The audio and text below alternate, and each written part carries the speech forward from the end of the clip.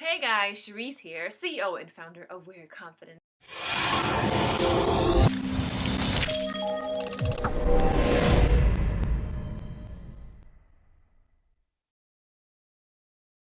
Did you know that it is the beginning of the end? Not to sound all like spooky about it. The beginning of the end simply means that it's time to start the end of something.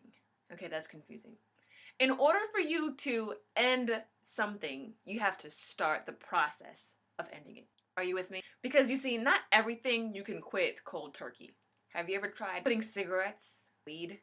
No, it's a process. Have you ever tried to stop drinking alcohol after it being a habit for several months, several years? Some people just can't go cold turkey. It is a process. They have to either go through rehab, go through a 12-step program, and it's the same thing when dealing with rejection. It is a process. That's right. So what we have to do is begin the end of the process.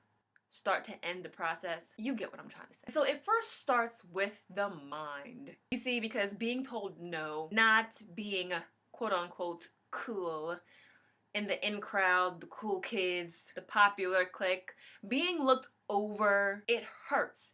And studies have shown that the same areas of the brain become more activated when we experience rejection the same way as when we experience physical pain. Ain't that crazy? And that's why it hurts so much.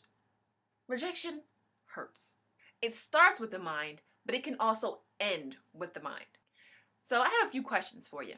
Who are you? Who do you think you are? Better yet, what are the facts about you? And where did you get that information from? You see, because today is the start of you no longer associating yourself with rejection.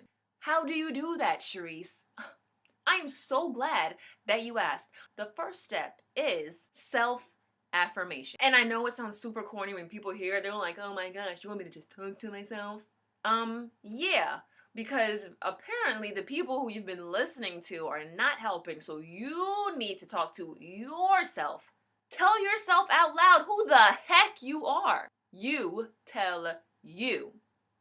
No more negative self-talk, but positive affirmations. Do you know what a positive affirmation is? See, I don't want to assume that you know what a positive affirmation is. It's basically like giving yourself compliments out loud. So like, I am intelligent. I am beautiful. I am bold. I am confident. I am sassy. I am cute. I am all that in a bag of chips. If no one else tells me, I'm going to tell myself. Self-affirmation. Shut up your brain and open up your mouth with positivity. That's it. And then the next thing is God affirmation. You see, because whatever God says about you is true. You can use a God affirmation and make it a self-affirmation. How? Let me show you. You can start with this. I am a friend of Jesus. I am a whole person with a whole new life. That you're God's incredible work of art. You're totally and completely forgiven. Romans 5:8 states that you are greatly loved. Romans 15:7 states that you are accepted by Christ. And Ephesians 1:7 states that you are chosen and forgiven. Now, if that does not make you feel good about yourself, then I don't know what will. But those right there, those are God affirmations. That's what God says about you. And that's what you need to be saying about yourself. You see, because in the previous video, we stated that rejects, they fail to meet the standards. Standards of who? Standards of what? The world? You see, you're not created. You and I were not created to fit into the world.